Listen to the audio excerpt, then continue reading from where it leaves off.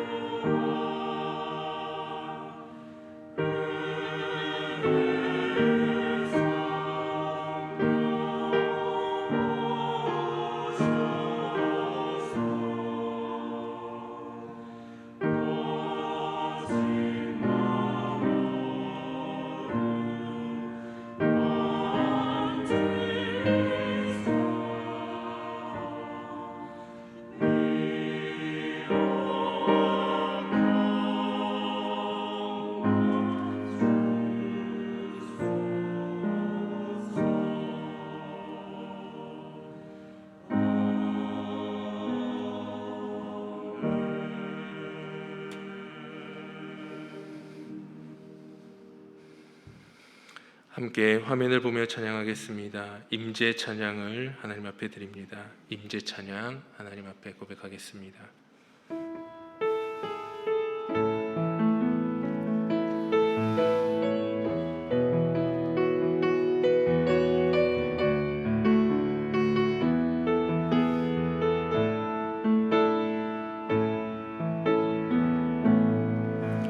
하늘의 문을 여소서, 이곳을 주목하소서. 주를 향한 노래가 꺼지지 않으니 하늘을 열고 보소서. 이곳에 임재하소서. 주님을 기도의 향기가 하늘에 닿으니 주여 임재하여 주소서. 이곳에 오셔서 이곳에 앉으소서. 이곳에서 드리는 예배를 받으소서. 주님의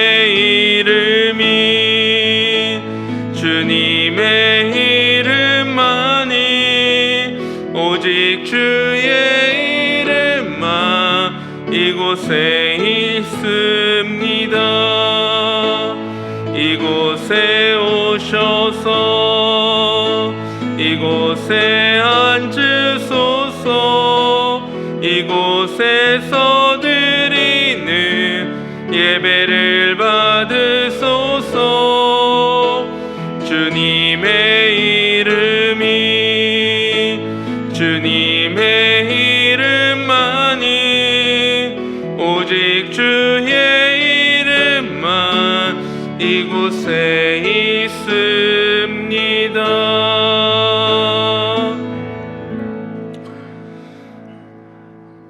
찬송가 89장입니다. 찬송 89장으로 하나님께 찬양 드리겠습니다.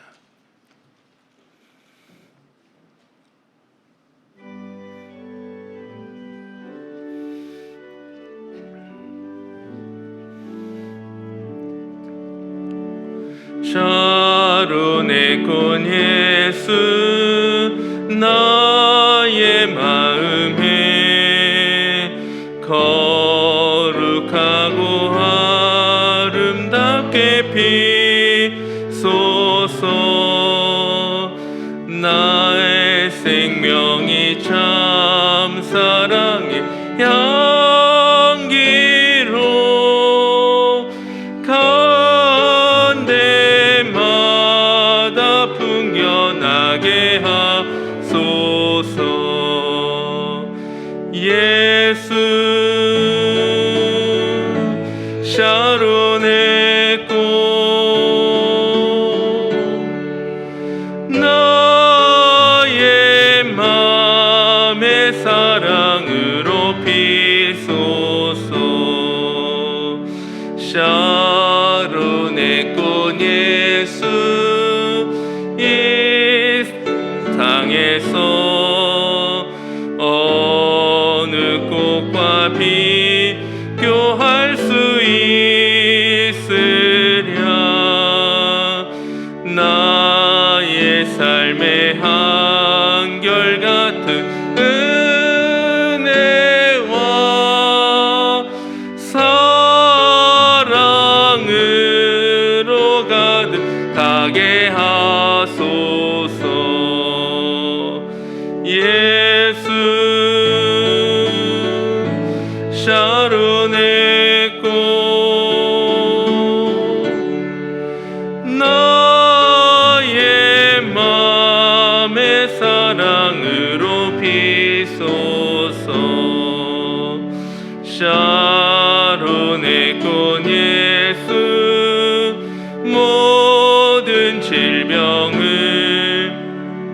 한이 없는 능력으로 고치사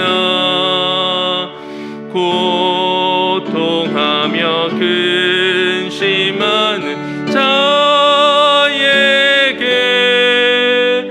크신 힘과 소망 내려주소서. 예수 샤론의 꽃 나의 맘의 사랑으로 피소서. 샤론의 꽃 예수 길이 피소서. 주의 영광이 땅 위에 가득해 천하 만민 주님 앞에 엎드려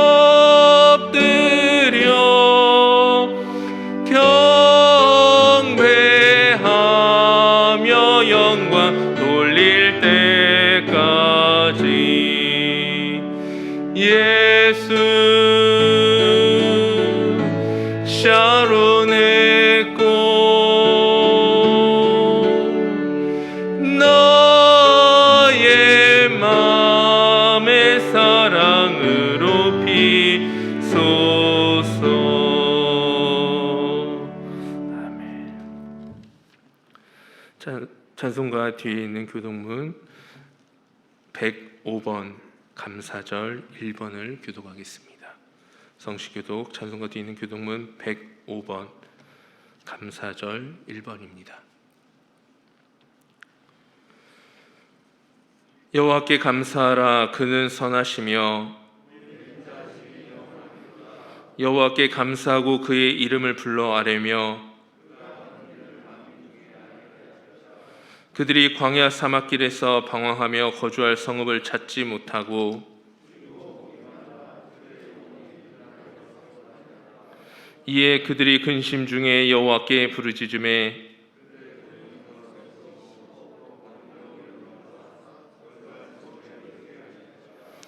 여호와의 인자하심과 인생에게 행하신 기적으로 말미암아 그를 찬송할지로다.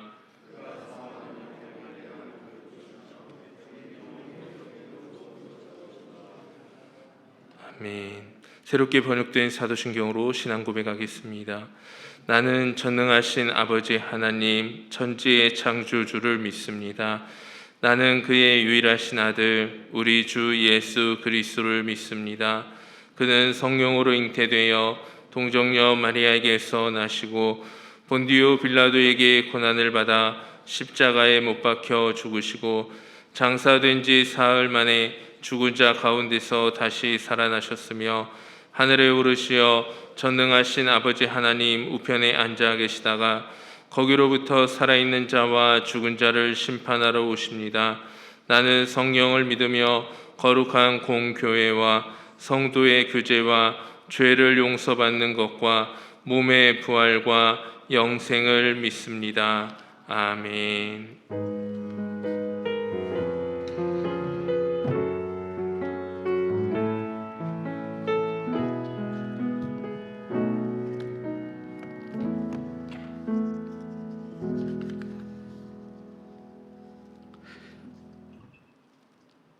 좋으신 하나님 아버지, 이 시간 하나님의 이름을 높여 찬양합니다. 이곳에 임재하셔서 저희들의 드려지는 예배를 기쁘게 받아 주시옵소서. 저희들 지난 한 주간의 삶을 돌아볼 때에 하나님의 크나큰 도우심과 함께 하심이 있었기에 살아갈 수가 있었습니다. 하지만 저희에겐 아직도 여전히 마음속에 죄성이 살아있어 육신의 정욕과 나의 자랑을 위하여 바쁘게 살아왔습니다. 내 마음과 내 육신을 내 스스로 다스릴 수 없음에도 불구하고 하나님을 온전히 의지하지 아니하고 내가 주인 행세를 하며 살아왔습니다. 연약한 저희들을 긍휼히 여기시고 은혜 베풀어 주시옵소서. 오늘은 맥주 감사주일로 드려지게 하신 하나님 감사합니다. 모든 감사와 찬양을 아버지께 드려지는 이 시간 되기를 원합니다. 홀로 영광 받아 주시옵소서. 오늘 예배에 참석한 심령들 가운데 임재하셔서 참 평강을 주시고 아픔도 치유케 하시고 문제들을 해결해 주시옵소서. 원치 아니한 코로나19로 나라의 경제가 하나님의 백성들이 힘들어하는 가운데 있사오니 뜻이 어디에 계신지 알 수 없사오나 기도와 말씀을 통해 해결함 받게 하시고 이 재앙이 끊어지게 하옵소서. 주님께서 늘 우리와 함께 하심을 보게 하옵소서. 무엇보다 은혜를 사모하며 갈급해하는 심령으로 진리와 영으로 드려지는 온전한 예배가 되게 하옵소서. 하나님, 주님의 몸된 교회를 높이 들어 사용해 주시옵소서. 주님을 알지 못하는 영혼들이 몸된 교회를 통해 구원받게 하시고 믿음, 소망, 사랑이 가득한 교회 되게 해 주옵소서. 과관련 센터 건축이 은혜 가운데 진행됨에 감사합니다. 완공되어지는 그날까지 잘 지켜주옵시고 온 성도가 한 마음과 한 뜻으로 기도로 준비케 하옵소서. 시온 찬양대 온만 다하여 찬양드리오니 기쁘게 흠망하여 주옵시고 부르는 자 듣는 자 모두에게 하나님께 큰 영광 돌리게 하옵소서. 이 시간 목사님 말씀을 들어 증거하실 때에 하나님께서 붙들어 주옵시고 말씀 듣는 저희들에게는 말씀이 살아있고 원동력이 있어 우리의 심령 속에서 말씀이 깨달아지고 감동이 되어져 말씀에 변화된 자들로 변화시켜 주시옵소서. 예배를 위해 수고와 봉사하는 손길들을 기억하시고 저희들이 드려지는 이 예배가 하나님께 온전히 드려지길 원하오며 날 원하신 예수님의 이름으로 감사하며 기도드리옵나이다. 아멘.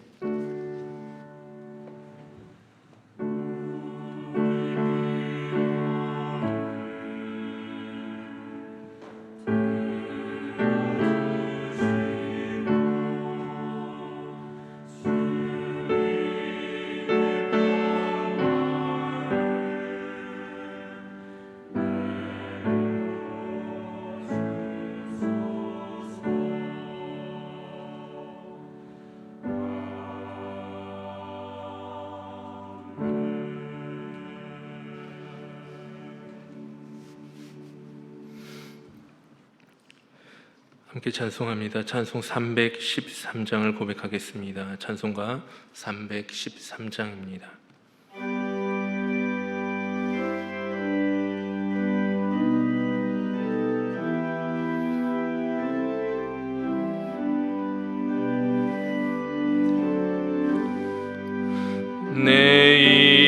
임금 예수 내 주여, 이 죄인이 주님 앞에 한없는 은혜 받고서 내 생명 모두 드리오니 그 풍성하신 은총을 주 내게 내려주소서. 내 임금 예수 내 주여, 내 허물을 덮으시고 주 십자가에 흘리신 그 피를 믿는 마음 보사 내 중한 죄 사하여 참 평안한 맘 주소서. 내 임금 예수 내 주여, 주 은혜에 감격하여 한없는 감사 찬송을 내 주님 앞에 드리오며 내 마음과 정성 다하여 늘 기뻐하며 살리라. 내 임금 예수 내 주여, 이 마음과 이 전한 몸 그 보배 피로 값주고 주 친히 사시 것이오니 나 이제 사나 죽으나 주 뜻만 따라 살리라. 아멘. 오늘 하나님께서 우리에게 주신 말씀은 창세기 43장 3절에서 9절까지의 말씀입니다. 창세기 43장 3절에서 9절까지의 말씀, 기록된 하나님의 말씀입니다.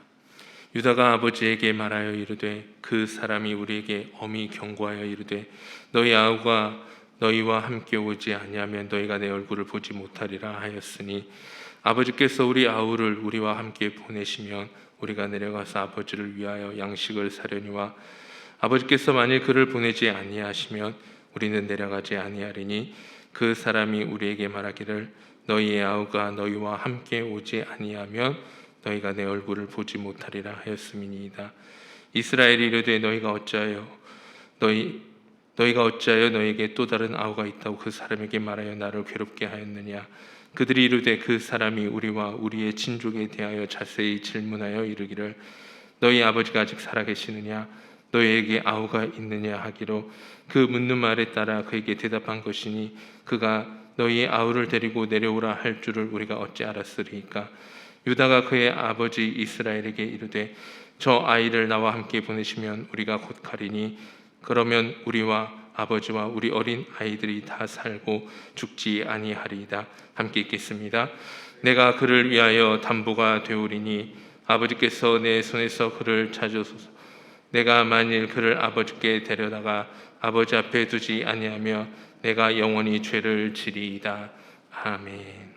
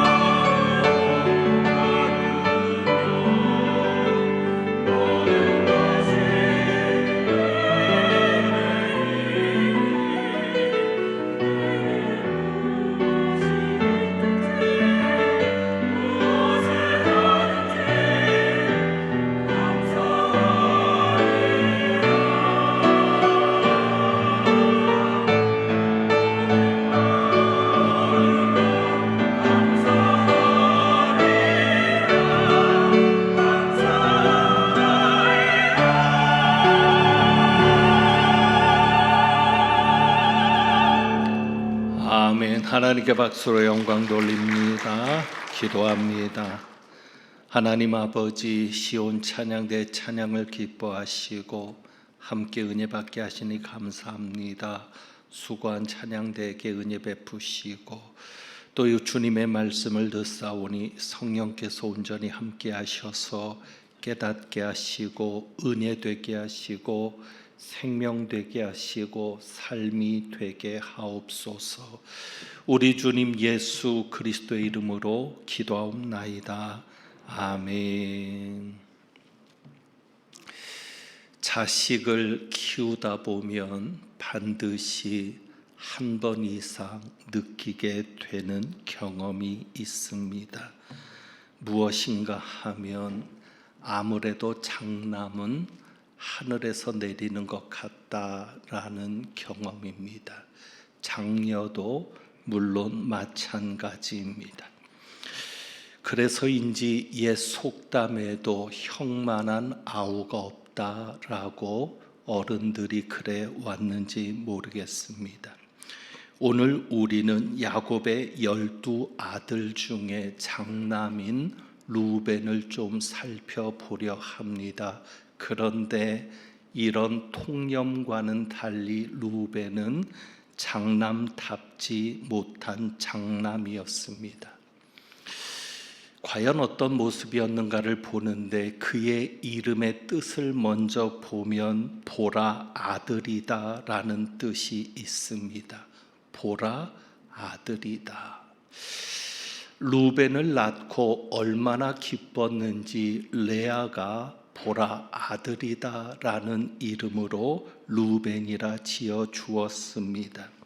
우리가 아는 대로 야곱에게는 본부인이 둘이 있었습니다. 레아와 라헬입니다. 야곱은 레아보다 동생인 라헬을 더 사랑했습니다.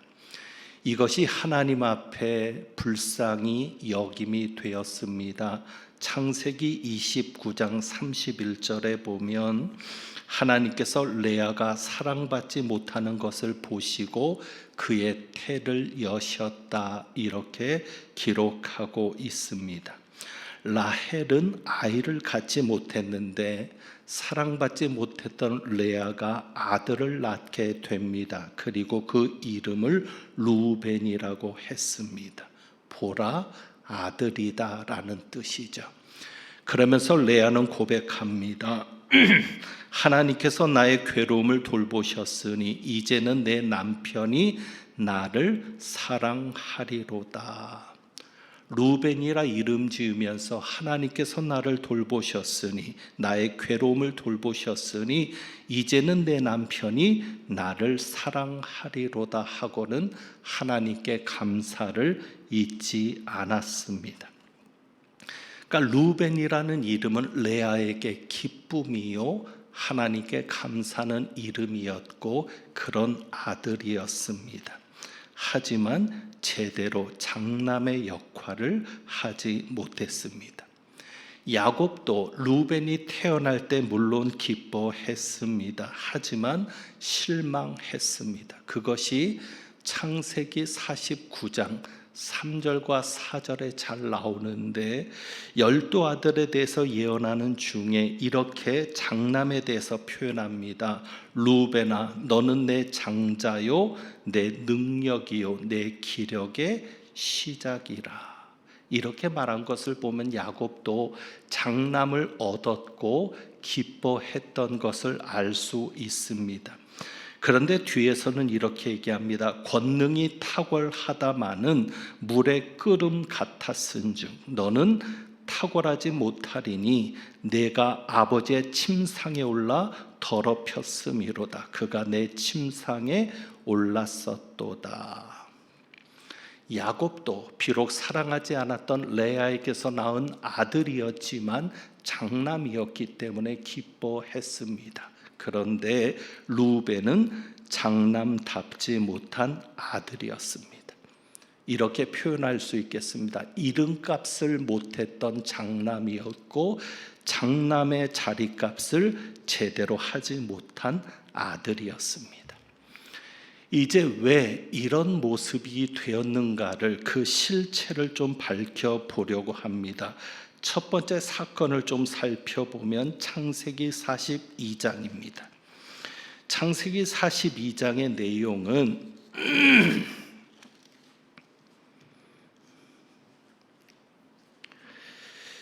요셉의 형들이 애굽으로 보냄을 받습니다. 야곱이 양식을 구하기 위해서 요셉의 10명의 형을 양식을 사러 애굽에 보내는 겁니다. 그런데 우리가 아는 대로 요셉은 그들을 정탐꾼이라고 합니다. 한마디로 간첩이라고 몰아붙이면서 자기 형들인 것을 알잖아요. 그런데 간첩이라고 정탐꾼이라고 몰아붙이면서 3일을 가두는 겁니다. 그것이 17절입니다. 3일을 가두고 난 다음에 사흘 만에 그들에게 말을 하죠. 내가 하나님을 경외하는 사람이다 라고 하면서 막내 아우를 데려오라는 겁니다. 그것이 20절입니다. 너희가 막내 아우인 베냐민을 데리고 오면 너희가 간첩이 아니고 너희가 했던 모든 가정의 이야기가 진실인 것을 알겠다. 그렇게 말하면서 베냐민을 데리고 오라는 겁니다. 그럴 때 21절이죠. 형제들의 뉘우침이 있습니다. 우리가 아우의 일로 말미암아 범죄하였도다. 요셉의 일을 기억합니다. 자기들이 요셉을 애굽에 팔았던 것을 기억하면서 이 일로 우리가 범죄를 했는데 우리에게 그가 애걸할 때에 그 마음의 괴로움을 보고도 듣지 않았는데 이 괴로움이 우리에게 임하도다. 어려움을 만나니까 이전에 동생 요셉을 팔았던 것을 생각하면서 우리가 죄를 지었기 때문에 이 괴로움이 우리에게 온 것이다 라고 뉘우치는 겁니다. 그리고 여기에 장남 루벤이 등장을 하죠. 이렇게 말합니다. 22절이요. 내가 너희에게 그 아이에 대하여 죄를 짓지 말라고 하지 아니하였더냐. 이것은 나중에 좀 더 자세히 살펴봅니다. 어쨌거나 24절에 보면 인질로 잡힌 것은 둘째인 시몬입니다. 둘째 시몬이 인질로 잡히고 나머지 형들은 다시 이스라엘로 돌아가는 겁니다. 그런데 여기에서 한 가지 이런 생각을 해봅니다. 둘째를 인질로 잡히지 말고 장남인 루벤이 나섰으면 얼마나 더 멋있었을까. 동생을 욕보이지 말고 자기가 나서서 붙잡혔다면 훨씬 더 좋지 않았을까 생각을 합니다. 자, 이제 우리가 주목할 것은 이겁니다. 36절, 37절의 내용인데 그 전의 내용은 이렇습니다. 이제 형들이 가나안으로 돌아와서는 야곱에게 이 모든 내용을 알리는 겁니다. 그러면서 막내 아우를 데리고 오라는 이야기까지 전합니다. 그때 36절에 야곱이 탄식을 하죠. 너희가 나에게 내 자식들을 잃게 하도다. 요셉도 없어졌고 시므온도 없어졌거늘. 시몬은 인질로 붙잡혔잖아요. 이제는 또 베냐민까지도 빼앗아 가고자 하니 이는 다 나를 해롭게 함이로다. 야곱이 이렇게 탄식할 때 누가 나섭니까? 37절에 장남 루벤이 나서는 겁니다.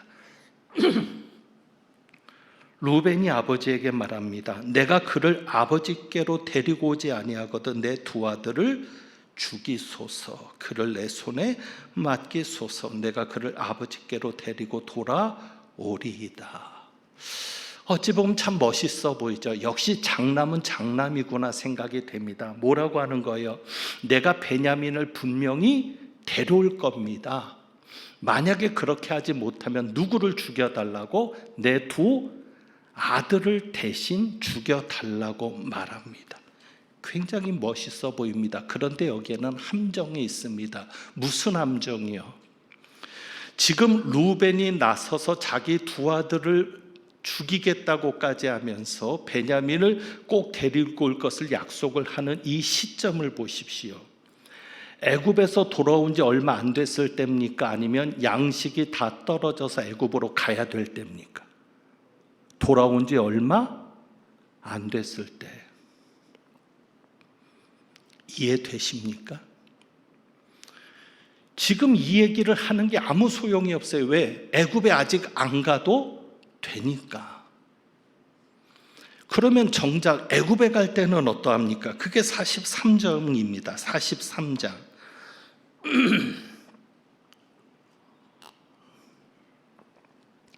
이제 양식이 떨어져서 애굽에 다시 야곱이 자식들을 보내는 겁니다.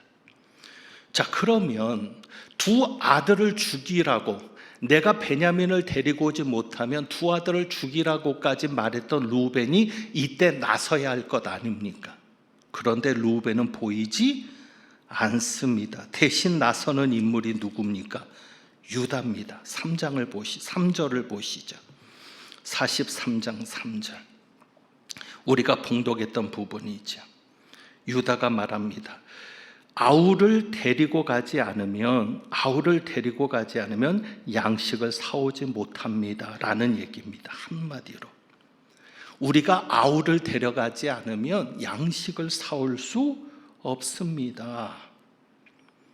왜 아우를 살아있다고 해서 나를 이렇게 괴롭게 하느냐, 아우에 대한 이야기를 왜 했느냐라고까지 야곱은 말하는데, 이미 그 사람이 형제에 대해서 다 자세히 물어봐서 말하지 않을 수 없었다고 얘기를 합니다. 그러면서 8절이죠. 유다가 이렇게 얘기합니다. 8절이요. 유다가 그의 아버지 이스라엘에게 이르되 저 아이를 나와 함께 보내시면 우리가 곧 가리니 그러면 우리와 아버지와 우리 어린아이들이 다 살고 죽지 아니하리이다. 베냐민을 함께 데리고 가서 양식을 구하면 우리가 다 살 수 있습니다. 굶어 죽지 않는다는 얘기죠. 그러면서 뭐라고 얘기해요? 9절입니다. 내가 그를 위하여 담보가 되오리니 아버지께서 내 손에서 그를 찾으소서. 내가 만일 그를 아버지께 데려다가 아버지 앞에 두지 아니하면 내가 영원히 죄를 지리이다. 자, 유다가 내가 그를 위하여 담보가 되오리니 아들들을 말합니까? 말하지 않습니까? 아들들을 말하지 않습니다. 자기가 담보가 되겠다고 얘기합니다. 무슨 의미인지 아시겠어요? 루벤은 누구를 내세웠어요? 두 아들을 죽이라고. 제가 아버지로서 쉽지 않을 것 같습니다. 왜요? 수채 내가 죽는 게 낫지 어떻게 자식들을 죽이라고 내세울 수 있어요? 그런데 유다는 아들들을 담보로 잡으라는 얘기하지 않아요. 내가 담보가 되겠다는 거예요. 그리고 반드시 데려올 것이라고 얘기합니다. 아버지 앞에 두지 않으면 내가 영원히 죄를 질 것이라고 얘기하면서 10절이죠. 우리가 지체하지 아니하였더라면 벌써 2번 갔다 왔으리이다. 유다가 넷째 아들인데 장남보다 낫지 않습니까? 도대체 루벤은 어디 간 겁니까? 애굽에서 막 돌아왔을 때는 두 아들을 죽이라고까지 그렇게 당당하게 베냐민을 데리고 오겠다라고까지 약속했던 루벤은 정작 애굽으로 가려 할 때는 어디 있는 겁니까? 그때 나서는 것은 유다입니다. 다시 말하면 루벤은 말만 앞세웠지 정작 행동은 하지 않습니다. 자, 창세기 44장으로 가서 보죠. 이제 베냐민을 요셉이 만나는 내용은 43장에 있죠. 자기 친동생 베냐민을 요셉이 만났습니다. 그리고 은잔 사건이 나옵니다. 그러니까 요셉이 형제들을 대접한 후에 형제들을 시험해 보기 위해서 베냐민의 자루에 은잔을 넣은 겁니다. 그리고는 청지기를 시켜서 베냐민 자루에서 은잔을 찾아내게 하고는 베냐민을 인질로 또 잡는 겁니다. 자, 13절에 보면 베냐민의 자루에서 은잔이 발견이 됐을 때 13절에 그들이 옷을 찢고 각기 짐을 나귀에 싣고 성으로 가니라. 아버지에게로 돌아가려고 곡식을 다 실어가지고 이제 가는데 거기에서 은잔이 베냐민에게서 발견되고 베냐민이 붙잡히니까 형제들이 다시 애굽으로 돌아가면서 옷을 찢은 겁니다. 이 옷을 찢은 장면에서 떠오르는 것이 하나 있습니다. 옷을 먼저 누가 찢었을까요? 야곱이요. 언제요?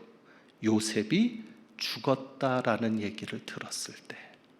이제 그것은 나중에 살펴봅니다. 그때 야곱이 옷을 찢습니다. 여러분, 자식들이 아버지를 속였습니다. 그래서 아버지가 옷을 찢었습니다. 그런데 지금은 누가 옷을 찢어요? 자기들이 옷을 찢습니다. 우리 하나님은 그런 하나님입니다. 행한 대로 갚으시는 하나님이십니다. 야곱이 옷을 찢으면서 느꼈던 그 고통을 형제들이 똑같이 느끼게 하시는 하나님이십니다. 잘해야 합니다. 잘 살아야 합니다. 행한 대로 반드시 돌려받을 것이기 때문입니다. 자, 이때 누가 나섭니까? 이때 요셉에게 누가 나섭니까? 유다가 나서는데요. 14절에 보면 특이한 기록이 있습니다. 14절에 유다와 그의 형제들이 이미 하나님의 말씀은 누구에게 집중하고 있어요? 유다에게. 실제로는 유다와 그의 형제들이라고 하면 안 돼요. 왜? 유다는 장남이 아니니까. 누가 앞에 나와야 돼요? 루벤. 루벤이 장남이지만 성경은 이미 유다를 집중하고 있습니다. 루벤은 보이지도 않습니다. 그리고 요셉이 나올 때에 16절에 보면 유다가 나서서 이야기를 하는 겁니다. 16절입니다. 뭐라고 얘기하냐면 한마디로 말하면 하나님이 종들의 죄악을 찾아내셨으니 우리와 이 잔이 발견된 자가 내 주의 노예가 되겠나이다. 그러니까 이 일로 인해서 하나님이 우리의 죄악을 찾아내셨다고 얘기하면서 뭐라고 얘기하냐면 우리가 종들이 되겠다라는 겁니다. 그런데 요셉은 뭐라고 얘기해요? 아니라는 거죠. 잔이 그 손에서 발견된 자만 내 종이 되고 너희는 평안히 너희 아버지께로 도로 올라갈 것이니라. 그러니까 노예로 삼을 것은 베냐민만 삼겠다는 겁니다. 잔이 그 자루에서 배낭에서 발견된 자만 노예로 삼고 나머지는 아버지께로 도로 올라가라. 그런데 유다가 여기서 말을 하는 것은 30절입니다. 30절만 보겠습니다. 이렇게 얘기합니다. 아버지의 생명과 아이의 생명이 서로 하나로 묶여 있거늘 이제 내가 주의 종 우리 아버지에게 돌아갈 때에 아이가 우리와 함께 가지 아니하면 아버지가 아이 없음을 보고 죽으리니 이같이 되면 종들이 주의 종 우리 아버지가 흰 머리로 슬퍼하며 수월로 내려가게 함이니이다.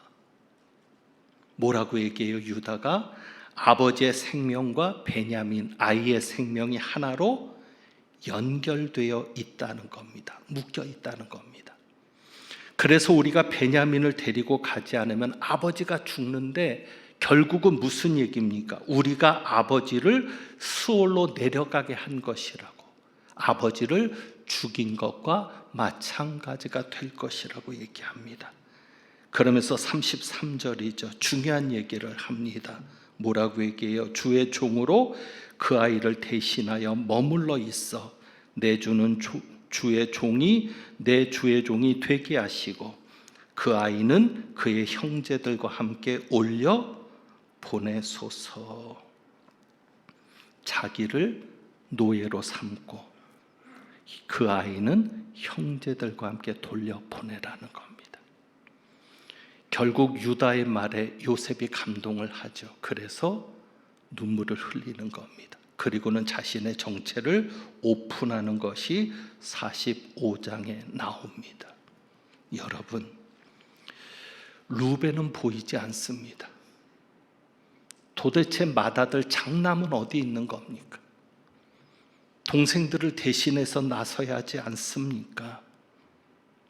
그런데 루벤은 나서지 않고 보이지도 않고 오히려 유다가 앞장을 섭니다.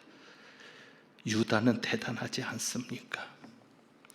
엄밀히 말하면 유다와 요셉은 배다른 형제입니다. 어머니가 다르잖아요. 유다인들 요셉에게 감정이 없었을까요? 요셉의 친동생인 베냐민과도 배다른 형제입니다. 그런데 베냐민을 위해서 노예로 남겠다라고 말을 합니다. 그 당시 노예가 어떤지는 아시죠? 잘못하면 죽을 수도 있는 게 노예입니다. 쉬운 일입니까? 아닙니다. 여기서 또 묻습니다. 도대체 루벤은 어디 있습니까? 창세기 42장 22절을 한번 보시죠. 우리는 이것 때문에 또 한 가지 사건을 좀 주목하려고 합니다. 창세기 42장 22절.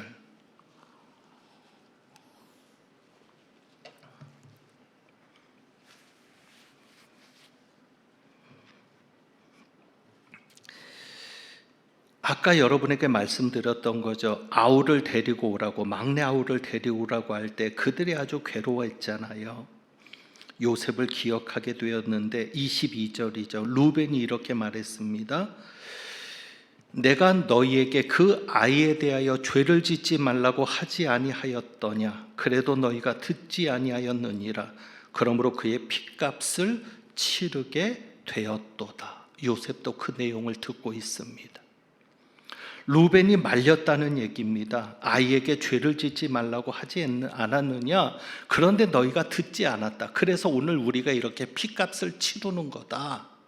그런데 루벤이 정말 제대로 말렸을까? 여러분 어떻게 생각하십니까? 루벤이 나서서 자기가 말렸다라고 하는데 제대로 말렸습니까? 맞이로서 제 역할을 했을까요? 창세기 37장입니다. 창세기 37장.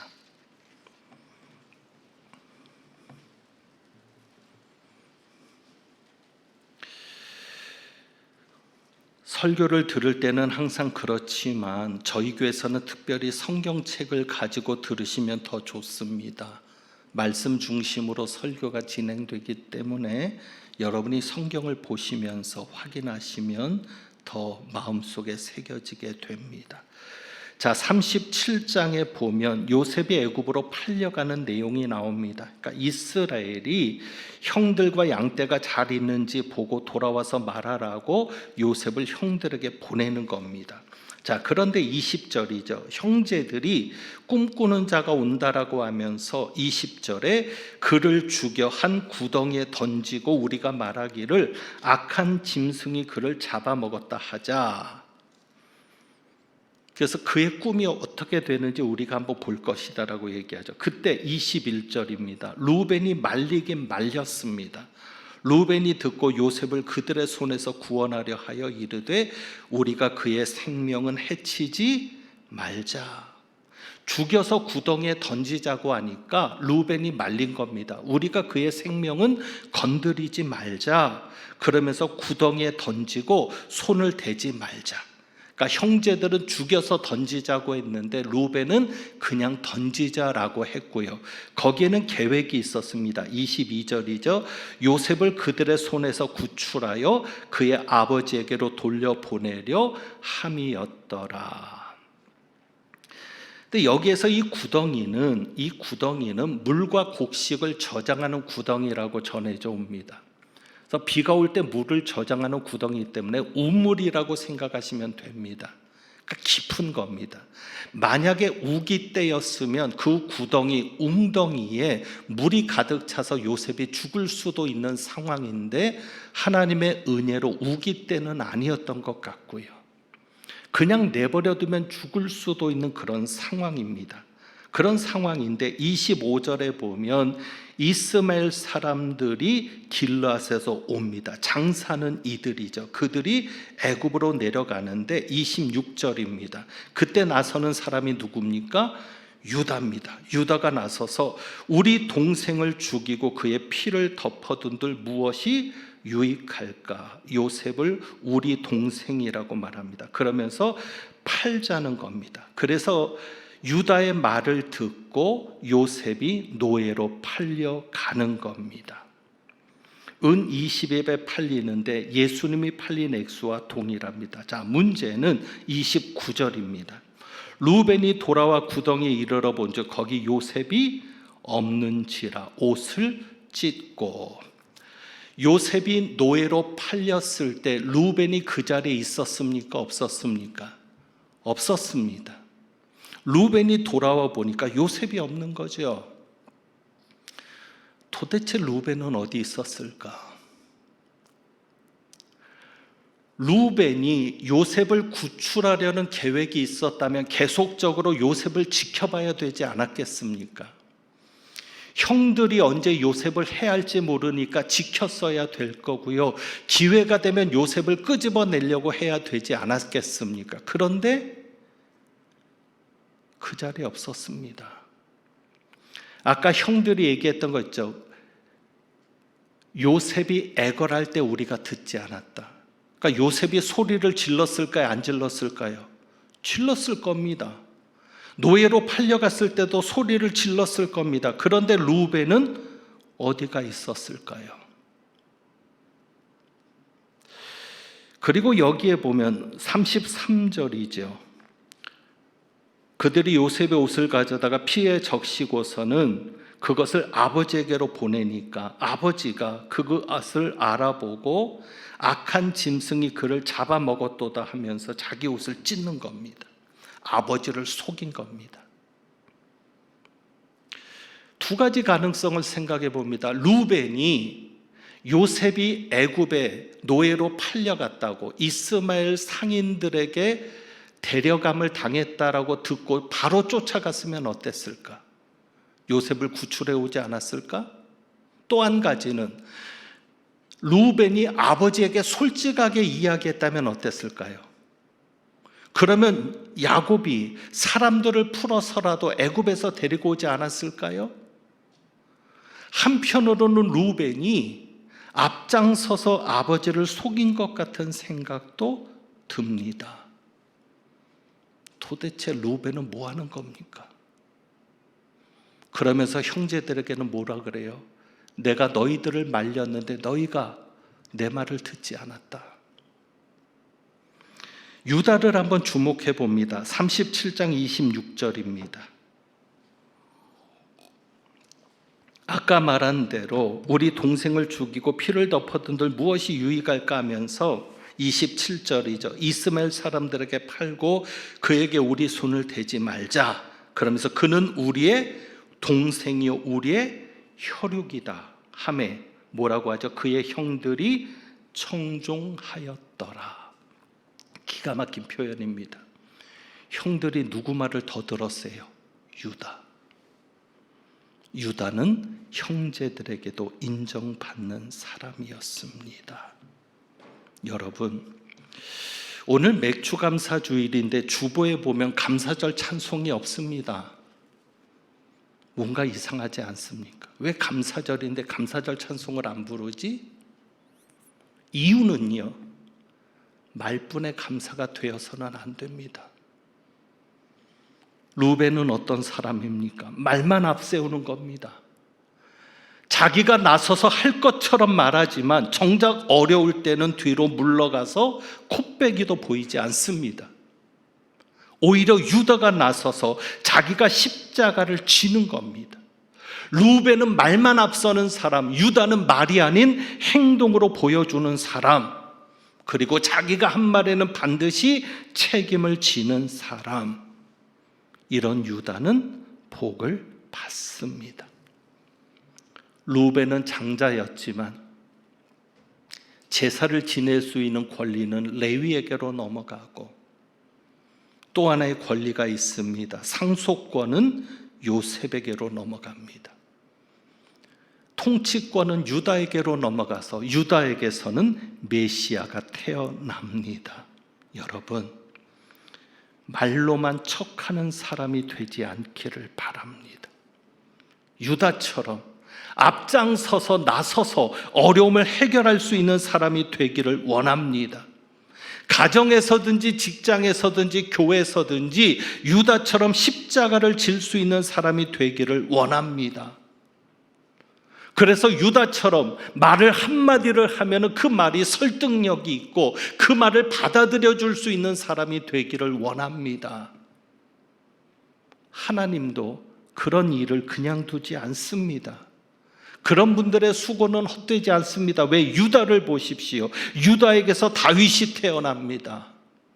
유다에게서 메시아가 납니다. 하나님은 유다를 통해서 놀라운 구원의 역사를 이루어 가십니다. 말씀을 맺습니다. 말로만 하지 말고, 말로만 드리는 감사도 되지 말고, 정말 여러분이 감사한다면 하나님을 위해서 삶으로 살아내시기를 바랍니다. 하나님을 위한 삶. 책임질 땐 책임지고, 나설 때는 나서고, 십자가를 질 때는 십자가를 지고, 그러하면 하나님께서 기억하십니다. 하나님께서 반드시 갚아주실 겁니다. 하나님에게 꼭 필요한 사람, 하나님이 역사할 때에 역사의 도구가 될 수 있기를 주님의 이름으로 축원합니다. 기도하겠습니다.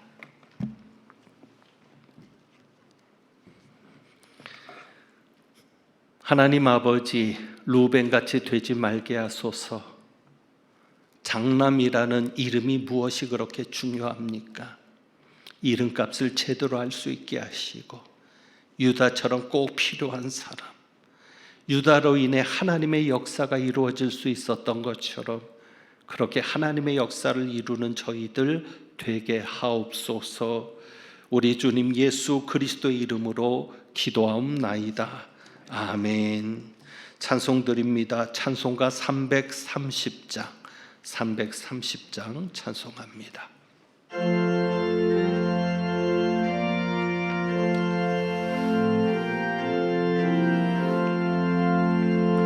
어두운 밤 쉬되리니 내 직분 지켜서 찬이 쓸 맺힐 때에 즉시 일어나 해 돋는 아침부터 힘써서 일하라. 일할 수 없는 밤이 속히 오리라. 어두운 밤 쉬되리니 내 직분 지켜서 일할 때 일하면서 놀지 말아라. 낮에는 수고하나 쉴 때도 오겠네. 일할 수 없는 밤이 속히 오리라. 어두운 밤 쉬되리니 내 직분 지켜서 지는 믿긴 곁에 힘써 일하고 그 빛이 다하여서 어둡게 되어도 할 수만 있는 대로 힘써 일하라.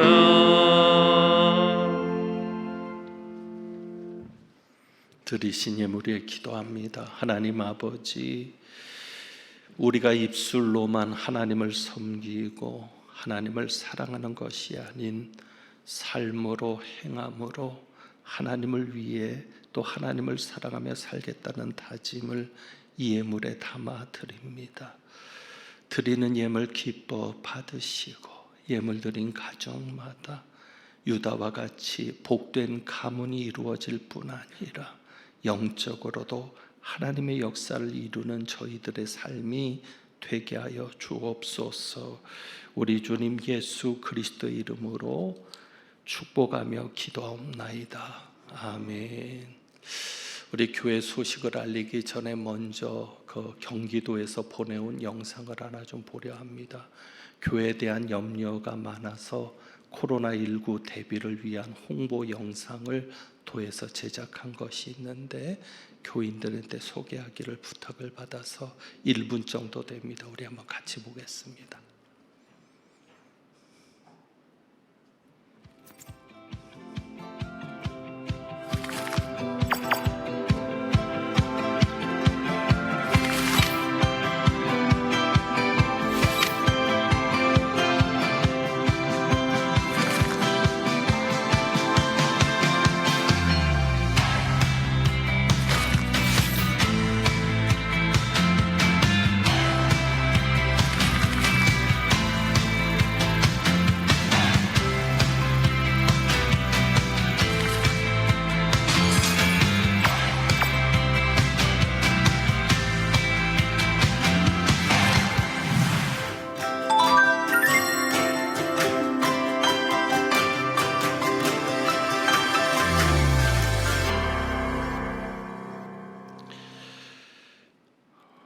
참 어려운 때입니다. 지금 교회가 집단으로 모이는 시설이기 때문에 주목을 많이 받고 있는데 그래서 더 철저하게 저희는 관리를 하고 있으니까 여러분이 불편하더라도 이해해 주시고 협조해 주시면 고맙겠습니다.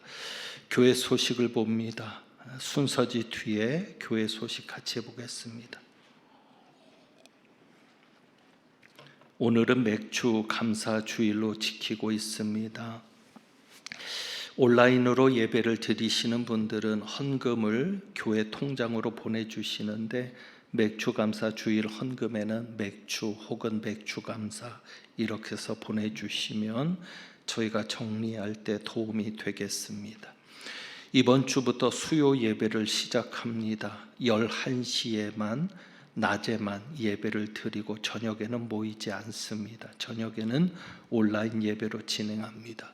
새벽 기도회나 저녁 기도회, 심야 기도회는 당분간 또 사태를 지켜보면서 쉬게 됩니다. 여러분께서 이해해 주시기를 바라고 저희가 관리를 제대로 하면서 진행이 돼야 되기 때문에 수요일 낮 예배만 우선 다시 시작을 하려고 합니다. 지난번에 목사님들 모임에서 나온 얘기가 있는데 그것이 그냥 헛소문이면 좋겠습니다. 소문이기를 바라는데 요즘 교회들이 확진자가 나왔다는 방송이 뉴스가 나오는데 그 교회들 중에 신천지 위장교회도 있다는 얘기를 들었습니다. 그러니까 방송에서는 그냥 교회로 나오니까 교회인데 그 중에는 신천지 위장교회가 있더라 라는 이야기가 목사님들 가운데서 들립니다. 그리고 신천지가 활동을 시작했다라는 이야기도 들립니다. 그래서 저희가 특별히 더 관리를 할 수밖에 없으니까 여러분 이해해 주시기를 부탁을 드리고 그래서 저희가 관리가 가능한 그런 시간대가 낮 시간대밖에는 되지 않아서 당분간은 수요일 낮 예배만 수요일은 그래도 공예배니까 낮 예배만 그렇게 좀 진행을 하려고 합니다. 이런 이야기가 헛소문이기를 바라고 큰 어려움 없도록 여러분 기도해 주시기를 바라고요. 확진자가 다녀만 가도 교회는 큰일이 납니다. 문을 닫아야 되고 지역 주민들한테 엄청난 피해를 주기 때문에 여러분 특별히 조심하셔서 협조를 부탁을 드립니다. 오늘부터 교회 학교 예배가 시작이 되는데 걱정도 됩니다. 영아부부터 중고등부까지 예배가 되는데 통합해서 진행이 됩니다. 그래서 시간과 장소를 잘 보고 기도 부탁드리고요. 자동차 예배도 드려지고 있고 성도증을 발급을 해 드리는데 그냥 그 손님으로 오시는 분들이 있습니다. 그래서 등록은 안 됐는데 오시는 분들은 QR 코드로라도 확인을 좀 해야 우리가 시에서 명단을 요구할 때 자료를 제출할 수가 있습니다. 개인정보는 절대 노출되지 않으니까 문제가 있을 때만 명단이 넘어가는 것이니까 여러분 그렇게 이해해 주시고 꼭 협조해 주시기를 바랍니다. 이번 주에도 공사가 진행됩니다. 3층의 벽체 거푸집 공사와 또 4층 바닥 슬라브 공사가 진행이 될 텐데 여러분 기도해 주시기를 부탁을 드립니다. 이제 3층 골조가 완성을 위해서 진행되고 있는 거니까 기도 부탁을 드립니다.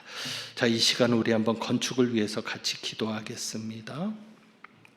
건축을 위해서 함께 기도합니다.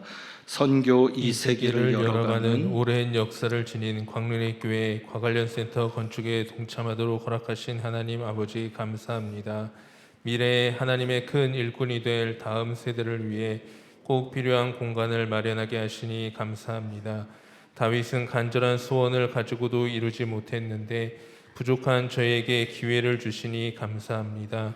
하나님 아버지, 건축을 위해 기도합니다. 공사하기 좋은 날씨를 주옵소서. 시공을 맡은 신부건설이 사명을 가지고 잘 감당하며 준공할 때까지 어려움이 없도록 지켜주옵소서. 공사 기간 동안 안전사고가 일어나지 않게 하옵소서. 건축 기간 동안 사탄이 틈타지 못하게 하시고 산발락과 도비와 같이 교회 건축을 비방하거나 방해하는 사람이 성도뿐 아니라 동네 사람 중에서라도 없게 하옵소서. 건축하는 동안 성도들이 복을 받게 하옵소서. 건축 재정에 어려움이 없게 하시고 무엇보다 성도들이 기쁨으로 자원하여 건축에 동참하게 하옵소서. 건축 후에 이 공간에서 활동할 우리의 자녀손들이 믿음 안에 잘 성장하게 하시고 하나님의 사명을 온전히 감당하는 교회가 되게 하옵소서. 교회의 반석 되시는 우리 주님 예수 그리스도의 이름으로 기도합니다. 아멘. 축도합니다. 하나님은 내게 복을 주시고 너를 지키시기를 원하며 하나님은 그 얼굴을 내게 비추사 은혜 베푸시기를 원하며 하나님은 그 얼굴을 내게로 향하여 드사 평강 주시기를 원하노라. 루벤처럼 말만 앞세우는 이가 아니라 유다처럼 어려울 때에 앞장서서 나서며 십자가를 대신 질 것도 각오하며 하나님의 뜻을 이루며 나가기를 소망하는 주님의 모든 백성들 위에 우리 주님 예수 그리스도의 은혜와 아버지 하나님의 사랑하심과 성령님의 교통하시며 충만케 하심이 이제부터 영원까지 함께 하시기를 축원하옵나이다. 아멘.